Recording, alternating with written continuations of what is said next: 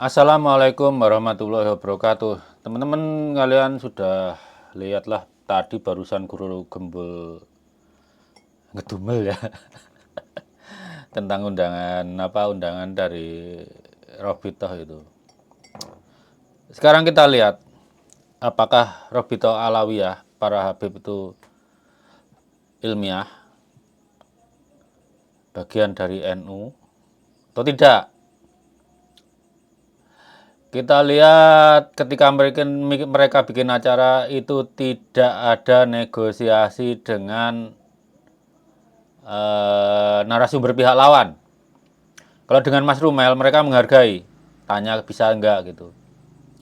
Tapi kalau ke Mas Menachem, ke Kiai Mat nggak ada negosiasinya. Apakah waktunya konflik atau enggak gitu ya. Itu aja menunjukkan etika yang buruk ketika akan menyelenggarakan sesuatu. Satu. Kedua, cherry picking, pilih-pilih ilmu. Ya, saya nggak diundang nggak masalah. Saya juga akan, kalaupun diundang saya tetap nggak datang kok. Itu bukan tempat akademik. Eh, Mereka hanya akan memilih ilmu yang memberi peluang mereka di atas angin. Saya dengar guru gembur akan nekat ke sana, ya kemungkinan dimainkan itu. Misal guru gembur keteteran literatur Islam, nanti pasti dicap tidak tahu Islam gitu. Ingat loh, yang kita masalahkan ini adalah apakah Balawi ini keturunan siapa gitu. Namanya keturunan itu kan bukan urusan agama apa gitu. Misalnya nenek moyang saya Hindu, saya Islam, ya tetap dulu kakek-kakek saya Hindu, kakek-kakek saya Buddha. Itu urusan keturunan seperti itu. Ya misalnya sekarang keturunannya Abu Jahal kafir, keturunannya seperti Ikrimah Islam. Kan tetap Abu Jahal itu bapaknya Ikrimah gitu. Jadi yang kita persoalkan di sini, apakah Balawi itu keturunan paternal biologisnya Nabi Ibrahim? Itu butuh pembanding sesama Bani Ibrahim. Karena nggak perlu menggali kuburnya Nabi Ibrahim gitu. Kalau mutasi senip itu per 3 atau 4 generasi kan kira-kira ya sekitar per 111 tahun lah. Nabi Ibrahim itu kan kira-kira 4.400-an lah. Itu dibagi 111 beda senipnya masih berapa? Padahal kromosom kita 57 juta basa. Dikit bedanya masih sama keturunan Nabi Ibrahim itu. Dan besok kita lihat nanti. Nanti ketika Mas Rumel misalnya jadi narasumber, dia pakai nama aslinya atau nama penanya. Kalau ilmiah itu harus pakai nama asli. Itu tradisi ilmiah sekarang. Kalau tradisi ilmiah zaman Imam Syafi'i terserah, tapi tradisi ilmiah sekarang itu kalau muncul di forum ilmiah pakai nama asli. Karena dia harus bertanggung jawab dengan apapun yang dikatakannya. Kalau misalnya siapapun di situ nanti berbohong, nanti akan dicap pembohong terus.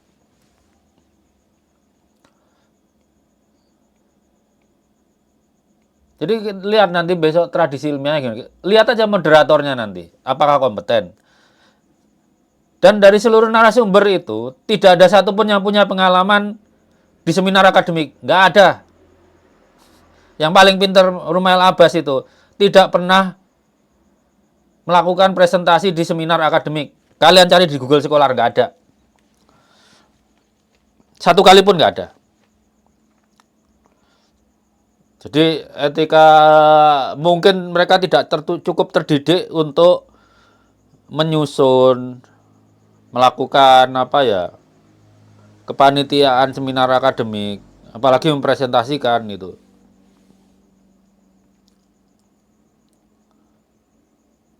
Kita kultur akademik itu sudah sangat maju.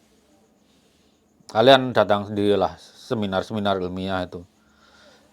Sekali waktu jadi narasumber pemasaran itu kan kalau kita jadi narasumber itu naskahnya itu akan dimasukkan ke proceeding seminar itu. Kalau bagus banget dimasukkan ke jurnal, walaupun nambah biaya sih biasanya. Jadi, nah ini satu lagi, ilmunya kan juga pilih-pilih. Itu bukan karakter NU. NU itu namanya Nahdlatul Ulama. Kebangkitan ilmuwan, nggak peduli ilmu apapun. Ilmu fikih oke, ilmu tafsir oke, ilmu biologi oke, ilmu fisika oke. Semua harus bangkit demi demi kemaslahatan umat gitu. Mereka cuma milih ilmu, itu pun bangkai ilmu semuanya. Yang membuat mereka punya peluang untuk tetap posisi di atas. Jadi dari desain awalnya seminar diskusi ilmiah itu di Robito Alawiyah itu tidak ilmiah. Jadi kalian lihat layar itu, bahwa ilmiah itu apa? Scientific itu apa? Nggak memenuhi kaidah itu. Namanya scientific itu, ya teorinya harus diuji dengan buktinya. Oh, buku nasab itu kesaksian doang. Buku cerita-cerita sejarah pun banyak yang ditulis pemenang, harus divalidasi. Tapi kalau misalnya umur naskah diukur oleh carbon dating, ya itu bukti itu, nggak bisa dilawan, udah terukur, udah punya margin errornya yang tipis gitu loh. Sama dengan DNA juga kayak gitu. Tingkat kepastiannya bisa di diukur, tingkat ketidakpastiannya juga bisa diukur. Namanya scientific itu, ilmu itu adalah teori yang terus-menerus harus dipertahankan melawan bukti yang ada. Kalau gugur. Buktinya menunjukkan gugur. Contoh dulu ilmu fisika, orang percaya benda berat jatuh lebih dulu daripada benda ringan. Surah wa iltifadonya begitu. Begitu Galilei mempunyai metode untuk mengurangi gaya gesek dengan menggelindangkan bola di bidang miring. Ternyata pendapat itu salah. Dulu orang berpendapat tidak diukur, kemudian teori baru yang lebih terukur, ya teori lama gagal. Ilmu itu seperti itu. Kenapa ilmu nasab itu saya bilang bangkai ilmu? Karena nggak ada pembaruannya, nggak ada kebaruannya. Ilmu tafsir ada kebaruannya. Buktinya apa? Ada S3-nya. S3-nya itu tiap kali kita mau ujian calon doktor, pasti ditanya, kebaruan penelitianmu apa? Nggak tahu kalau S3-nya Yaman, nggak ngerti. Tapi S3 di Indonesia dan di negara-negara maju selalu ada pertanyaan, kebaruan penelitianmu apa? Jadi ilmu tafsir, ilmu hadis, itu di Indonesia ada S3-nya. Mereka bisa dikatakan ilmu karena tiap disertasi pasti ada kebaruan yang ditanyakan oleh dosennya. Kalau ilmu nasab, buru-buru S3, D3 aja nggak ada. Saya bilang itu bangkai ilmu. Ilmu warisan ketika orang Arab masih ngubur anak perempuannya hidup-hidup dulu. Kalau sekarang kita lihat fakultas-fakultas family history, itu semua semua yang memerlukan untuk genealogi itu dilibatkan. Sejarah, terus genetik masuk. Banyak tuh contohnya kalian lihat. Jadi kalau saya bilang siapapun yang merasa akademisi menghadiri acara RA itu, ya dia kok kualitasnya berubah jadi preman aja. Udah tidak punya menurut dia tidak terikat dengan etika akademik gitu loh. Diskusinya sih jelas nggak ilmiah. Rumail Abbas itu mikirnya nggak ilmiah. Kalau ilmiah dia harusnya meragukan nasab Alawi dulu, bukan yakin. Karena ilmiah itu kerja keraguan, bukan kerja keyakinan. Kan itu. Suatu kita ragukan, baru kita yakini kalau terbukti benar. Makanya kita sekolah sampai bertahun-tahun itu untuk membuktikan yang kita ragukan tuh ternyata benar atau salah. Apakah benar? Kan gak ada buktinya. Semua benda yang punya massa itu saling tarik-menarik. Karena di rumah kita nggak ada metodenya. Di sekolah diajari guru. Ternyata benar, semua benda punya gaya tarik-menarik. Apalagi kalau cowok ketemu cewek, yang satu ganteng, yang satu cantik. Jadi itu apa yang dilakukan di Nabita Alewai tanggal 7 itu menurut saya bukan karakter NU. NU itu namanya itu Nahdlatul Ulama, kebangkitan ilmuwan. Semua ilmu yang diperlukan untuk menginvestigasi sesuatu, semua ilmu harus dilibatkan. Nggak boleh pilih-pilih ya, kayak kerja Bareskrim Polri itu loh. Kalau ada perkara kriminal yang perlu harus forensik, ilmu aja apa aja dipakai. Fisika, kimia, matematika, biologi, ilmu sejarah, kalau perlu. Jadi itu. Maka kalau ya mungkin banyak yang ngungkit ya.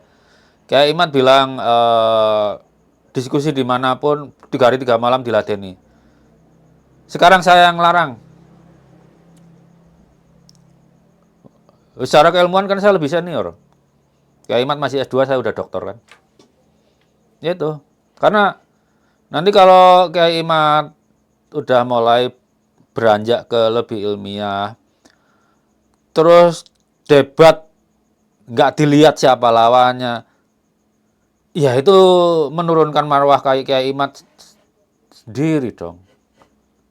Saya juga pilih-pilih berdebat, orang nggak becus menghitung, kemampuan matematiknya setara bro, terus saya datang ladeni orang kayak gitu, yoga, malah saya pusing nerangkannya.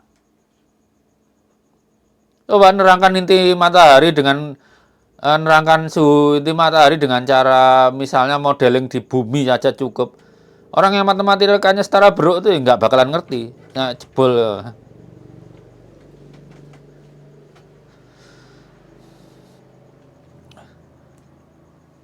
Makanya dari sejak awal kan saya udah masih syarat. Kali saya ingat masih ngevlog, yuk kita haul Ubaidillah. Saya ajak di mana? Di lembaga akademik, bukan di tempat lain. Karena lembaga akademik punya etikanya sendiri, punya tradisinya sendiri. Kalau Mas Rumail Abbas itu ikut seminar ilmiah, dia nggak boleh pakai nama Rumail Abbas. Harus nama aslinya Ahmad Romli.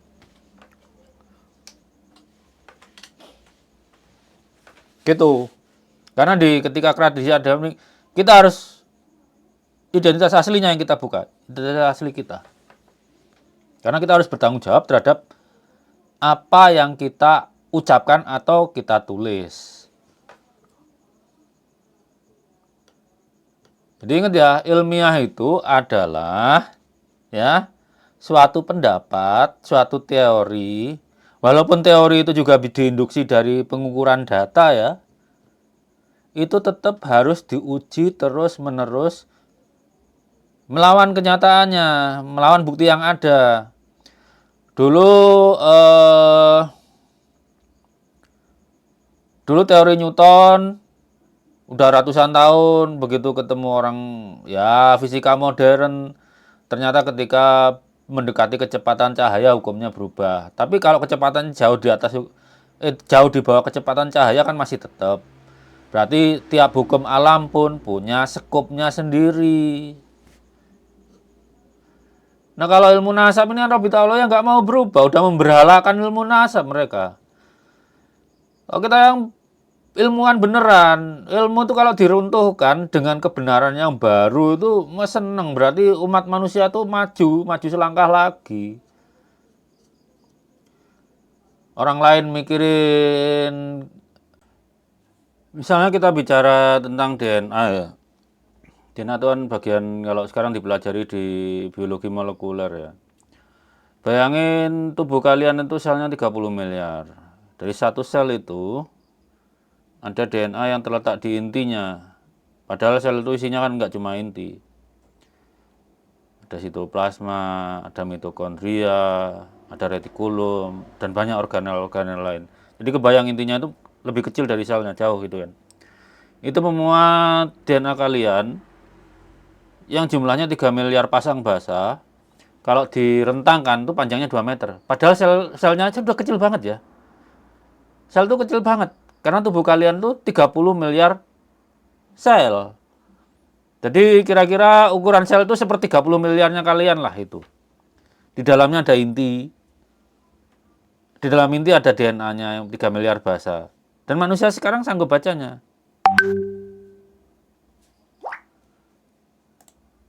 Jadi dosa terbesar Balawi di sini apa? Bikin bangsa ini bodoh. Sebagian dari kita itu dibuat bodoh agar bisa diperbudak mereka.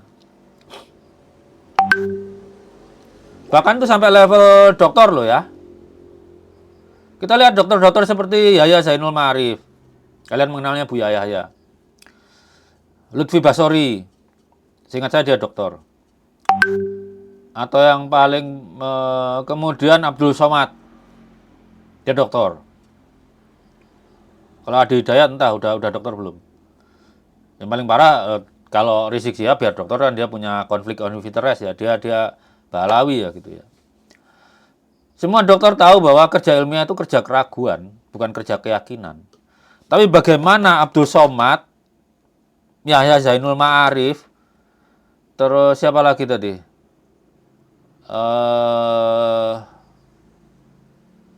Lutfi Basori kayaknya ya.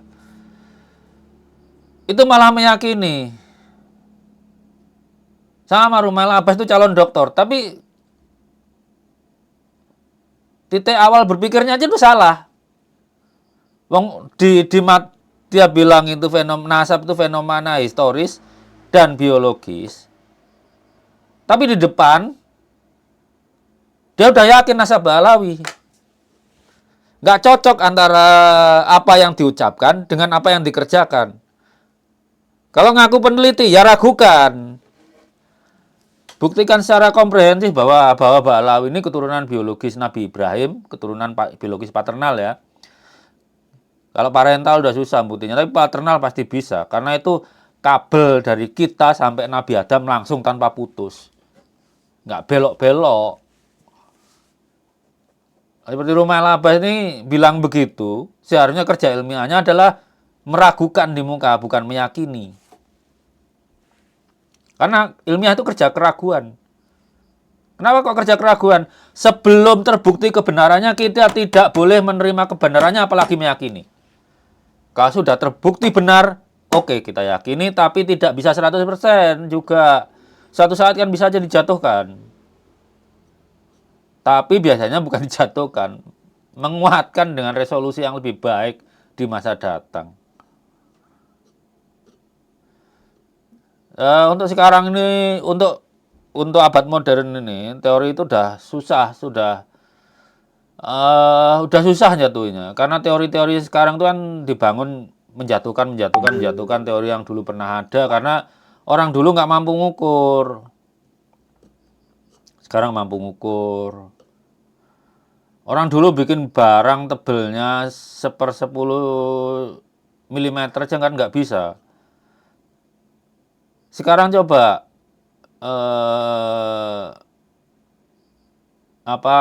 chip di HP kalian berapa coba ukurannya? Kan sudah 3 nanometeran. Tahu sendiri nanometer itu seperberapa. Ya kan? Mili, mikro, nano. 1/1 miliar ya. 1 miliar meter itu. 1 meter dibagi 1 miliar. Irisan sendiri kalau bisa.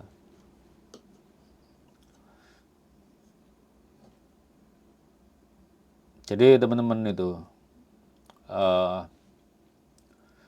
Gara-gara Balawi ini yang memang tidak ilmiah mereka. NASA mereka itu kan dibangun bukan suatu kerja ilmiah. Catatannya nggak rapi kan. Catatannya itu backdating itu. Mulai buku nasabnya ditulis jauh setelah kakek pertamanya udah nggak ada. Kemudian secara biologi juga nggak ada buktinya. Ya mereka membantah mau nggak bisa nasab panjang kalau disuruh menjabarkan secara matematik juga nggak mampu. Kalau nggak bisa nasab panjang ya buat laju mutasinya per lokus DNA itu berapa ordo berapa kan nggak ada yang mampu. Lah yang belajarnya ke orang goblok kayak apa Muhammad Afid, masuk Muhammad Asegaf. Muhammad Asegaf mana ngerti lah kinetika reaksi, pakai laju mutasi. Itu kalau mau dia tak bayarin itu tes TPA. Pengen lihat seberapa pinter sih. Jadi itu teman-teman, pada intinya kita ngerjakan ini itu ya karena Allah, demi Indonesia, dan demi cinta kita kepada Rasulullah itu aja. Semua berkontribusi nurut ilmunya masing-masing. Gaimat ya dengan cara apa ya eksplorasi literatur klasik Islam, sejarah Islam. Mas Menachem Ali ya eksplorasi filologi. Kalau saya bukan kalau kalian bilang ahli DNA tinggal ukurannya mana. Tapi yang jelas saya sampai S2 itu belajar DNA. Dan DNA mau DNA-nya kucing, anjing, Muhammad Asegaf. Muhammad Asegaf itu ada DNA-nya enggak itu? Itu semua basan nukleotida cuma adenin, timin, sitosin, guanin. Kombinasinya itulah yang membuat makhluk Tuhan itu ada yang jadi manusia, ada yang jadi burung, ada yang jadi kucing. Itu kan kombinasi DNA-nya yang menentukan itu. Bahwa ukuran genom, bukan ukuran DNA loh ya. Ukuran genom kita dengan gajah beda, kombinasinya beda. Ukuran genom kita dengan pohon beda, kombinasinya beda. Seperti itu. Jadi yang nanti di tanggal 7 itu dari desainnya itu sudah tidak ilmiah. Karena apa? Masuk situ semua udah yang dimasuk itu narasumbernya aja udah ya apa dari awal berpikirnya dulu masalah ini seperti mereka di antara mereka yang paling pinter Mas Rumail Abbas. Yang lain tuh kalau yang lain pinter Balawi, yang belain nasabnya itu ya Balawi sendiri, bukan Rumail Abbas lah. Tapi Rumail Abbas sendiri tuh udah struktur berpikirnya di awal tuh udah jungkir balik. Nah kerja ilmiah itu kerja keraguan. Dia malah meyakini lebih dulu. Yang dicari apa akhirnya? Pembenaran. Pembenaran, bukan kebenaran. Pokoknya kalau saya kan ya cuma bicara genetik. Saya susun filogeni Nabi Ibrahim, keturunan Nabi Ibrahim ya. Bani Kohen, Bani Utaibi, Bani Mutairi, Bani Saud, kemudian Bani Alawi, susun filogeninya. Ternyata kan Balawi nggak bisa masuk situ. Ya memang bukan Bani Ibrahim. Ya terserah aja kalau orang mau menasabkan apa Balawi ke Bani Ibrahim. Tapi kan konyol, bukan keturunan kandung Nabi Ibrahim, keturunan kandung jalur laki-laki ya. Kemudian dinasabkan ke Nabi Ibrahim. Kan ditertawakan orang nih. Orang Islam kok kayak gini sih ya. Penelitian segitu banyak laju mutasi itu semuanya ordonya pangkat -9 kan. Kemudian juga peninggalan arkeologi yang ditemukan ternyata senip yang 45.000 tahun dulu sudah tercipta sampai sekarang di keturunan-keturunan haplogrup itu masih ada. Itu kan udah indikasi nasab jauh itu sebetulnya kan. Makanya saya bilang kafir data itu kebenaran mereka nggak mau baca, nggak mau terima. Yang penting nasabnya itu masih dimonetize.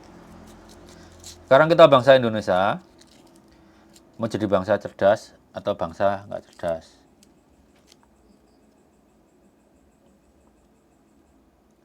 Itu aja. Kalau Rizik Sihab ngajak muhibinnya asah celurit, kalau saya mengajak yang menonton video ini, ayo kita asah otak kita. Waktu lahir, ya manusia nggak diberi celurit. Tapi waktu lahir kita diberi otak. Mensyukurinya adalah menggunakan otak kita. Caranya apa? Bersikap ilmiah, skeptis, kritis. Kecuali rukun iman dan rukun Islam gitu ya. Yang lainnya kita ragukan sampai terbukti benar. Termasuk nasabnya Balawi. Kalian sebelumnya nggak perlu riset loh nasab Balawi.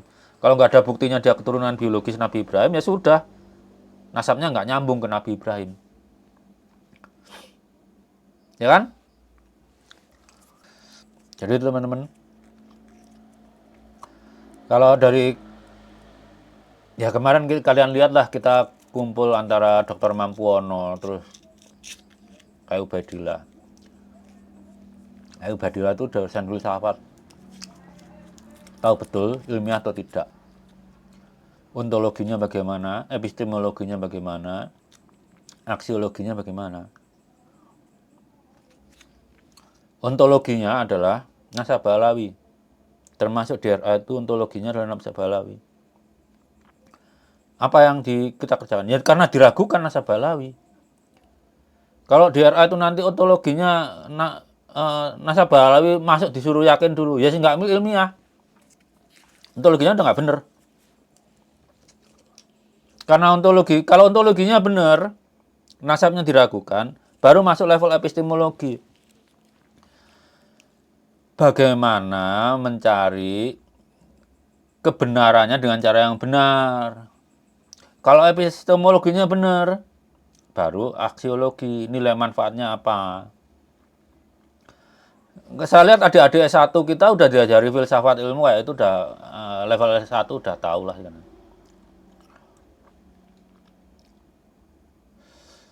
Ya itu saya ngobrol ngalor gitu. Pada intinya yang dilakukan di Robito Lawiyah kelihatan cherry picking lah. Cherry picking itu nggak ilmiah. Jadi itu bukan diskusi ilmiah di sana itu. Karena ontologinya udah nggak bener. Nasabnya diyakini dulu. Kalaupun ada Said ya, Said asli bahas nasab. Kalau begitu masuk ilmiah, ya dia meragukan nasabnya dulu. Baru digali-gali buktinya gitu loh. Kalau ini kan yakin dulu. Ya beda kalau kita masuk agama. Masuk beragama ya yakin Allah itu ada, yakin Muhammad Rasul kita. Itu beda lah, itu level keimanan. Tapi kalau udah nasab ini level masuknya ranah ilmu. Secara ontologi itu harusnya diragukan dulu. Terus baru dibuktikan. Siapa yang membuktikan? Ya Balawi. Yang bisa nasab kan mereka. Kita yang meragukan. Sepanjang nggak ada kerja yang memadai dari mereka, ya udah nasabnya nggak nyambung ke Nabi Ibrahim.